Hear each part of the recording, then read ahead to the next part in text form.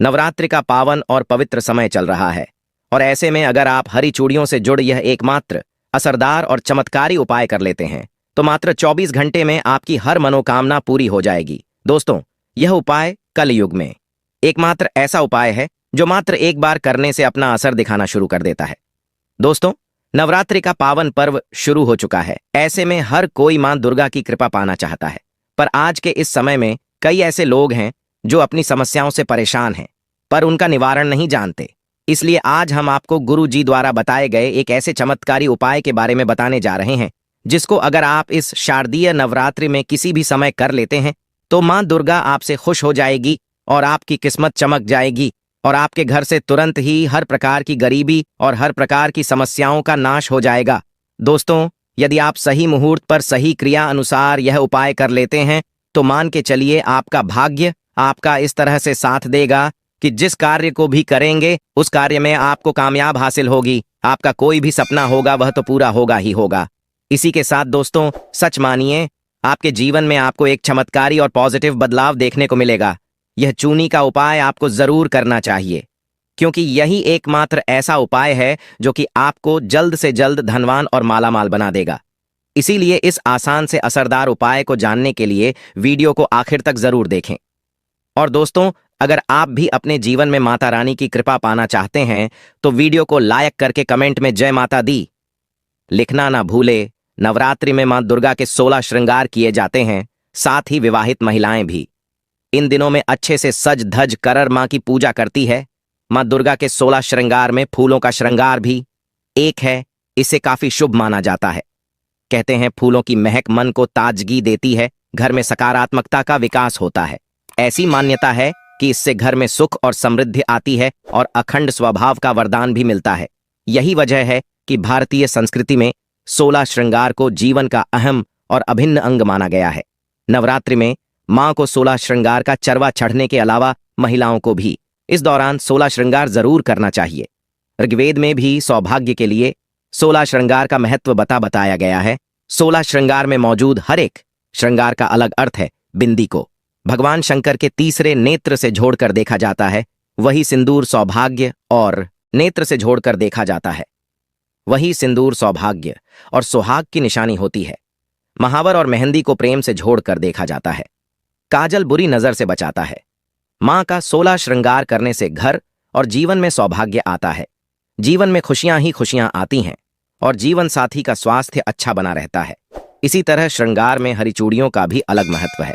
दोस्तों, धार्मिक शास्त्र के अनुसार अगर आप इस नवरात्रि में इन पेड़ों पर हरी चूड़ियां बांध देते हैं तो आपका दुर्भाग्य सौभाग्य में बदल जाएगा।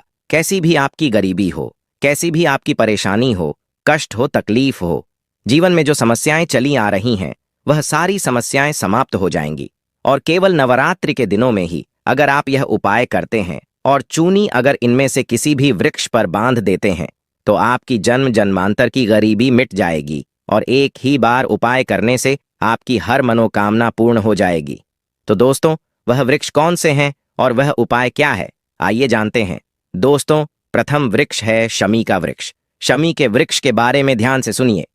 शमी का वृक्ष माता पार्वती एवं भगवान भोलेनाथ जी का मिश्रित रूप कहा जाता है। दोस्तों, शमी के वृक्ष को उमा महेश्वर भी कहा गया है और नवरात्रि के दिनों में शम के वृक्ष पर माता पार्वती और भगवान भोलेनाथ जी का वास माना जाता है। इसलिए नवरात्रि में संध्या काल के समय इस वृक्ष को छूने से सभी दोष कष्ट परेशानियां समाप्त हो जाती हैं।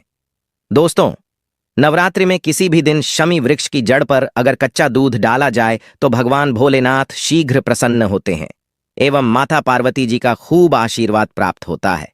दोस्तों, श्रमिक का वृक्ष जिस घर में लगा होता है उस घर में कल्याण हो जाते हैं और सभी प्रकार के भौतिक सुखों की प्राप्ति होती है। तो दोस्तों, नवरात्रि में किसी भी दिन शमी वृक्ष पर उमा महेश्वर का ध्यान करते हुए 2 जोनी हरी चूनी जरूर बांधे। ऐसा करने से सभी प्रकार के भौतिक सुखों की प्राप्ति होती है। और अगर आप शमी के पत्ते भगवान भोलेनाथ के पूजन में उन्हें चढ़ते हैं तो इससे आपके घर में माता लक्ष्मी जी स्वयं वास करने आती है और महादेव खुद चलकर आपके घर में वास करते हैं और आपकी कैसी भी दर्द रहता हो, कैसी भी गरीबी हो, कैसी भी परेशानी हो, सब समाप्त हो जाती है। दोस्तों, दूसरा वृक्ष है धतूरे का वृक्ष। दोस्तों, धतूरे का वृक्ष भगवान शिव का रूप माना गया है। यह वृक्ष पर स्वयं काल भैरव के अंश से उत्पन्न हुआ है। ऐसा माना जाता है दोस्तों, शिवलिंग पर धतूरे का पत्ता पुष्प चढ़ने से राहु केतु के दुष्प्रभाव से बचे रहते हैं। और दोस्तों, आप नवरात्रि में किसी भी दिन धतूरे के वृक्ष पर अगर 2 जोनी हरी चूनी बांधते हैं तो आपको शत्रु से छुटकारा मिलता एवं शत्रु का सर्वनाश होता है। इसलिए दोस्तों, धतूरे का वृक्ष आपको अपने आसपास कहीं पर भी मिल जाएगा तो इस वृक्ष पर आपको 1 जोनी या फिर 2 जोनी हरी चूड़ियां जरूर बांध कर आनी है दोस्तों। तीसरा वृक्ष है बेलपत्र यानी बेल का वृक्ष। दोस्तों, इस वृक्ष पर स्वयं महादेव और माता पार्वती वास करती है, तो नवरात्रि में किसी भी दिन 1 थाली में आप हरी चूड़ियां ले लें और जितनी भी श्रृंगार की चीजें हैं यह ले लें। और अगर आप एक लाल फीते या एक हरे फीते के सहारे हरी चुनी को ले जाकर इस वृक्ष पर बांध देती है तो फिर देखिए कैसे चमत्कार होता है। आपकी कैसी भी मनोकामना हो, कैसी भी इच्छा हो, भगवान भोलेनाथ एवं माता पार्वती तुरंत पूरी कर देते हैं। दोस्तों, अगर आप इस वृक्ष पर चूड़ियां नहीं बांध सकती तो आप क्या करें कि आपके आसपास कहीं पर भी अगर मदार का वृक्ष मिल जाए तो आप मदार के वृक्ष में भी 1 जोना हरी चूनी जरूर बांधें, क्योंकि इस वृक्ष पर भी स्वयं महादेव वास करते हैं। अगर आपको यह भी नहीं मिलता तो आप केले के वृक्ष में इस बांध सकती है, क्योंकि इसमें मैं भी स्वयं भगवान विष्णु निवास करते हैं और माता लक्ष्मी जी वास करती है। तो आप जरूर जाकर 1 जोना हरी चूनी बांधे और कैसी भी मनोकामना हो, कैसी भी परेशानी हो, वो तुरंत पूरी हो जाएगी। वहीं दोस्तों, अब हम आपको इस नवरात्रि में लौंग से जुड़े कुछ चमत्कारी उपाय के बारे में बताने जा रहे हैं, जिनको करने से आपकी सोई किस्मत जाग उठेगी। घर में क्लेश दूर करने के लिए, जिस घर में हमेशा लड़ाई झगड़ा होता रहता है और क्लेश रहता है, वहां एक पीला कपड़ा लेकर उसमें 1 जोनी लौंग बांधकर घर के किसी कोने में लटका दें। इससे आपके घर में सुख शांति आएगी, घर में सुख शांति का माहौल बना रहेगा। नौकरी में सफलता, आजकल के समय में हर किसी को रोजगार या नौकरी की तलाश है। काफी समय प्रयास करने के बाद भी जब असफलता हाथ लगती है तो इंसान मायूस हो जाता है। नौकरी में सफलता प्राप्त करने के लिए नवरात्रि के दौरान प्रतिदिन 7 बार लौंग का 1 जोड़ा अपने सिर से उतारकर मां दुर्गा के चरणों में अर्पित करें। इस उपाय से नौकरी संबंधी समस्याएं दूर हो जाएंगी।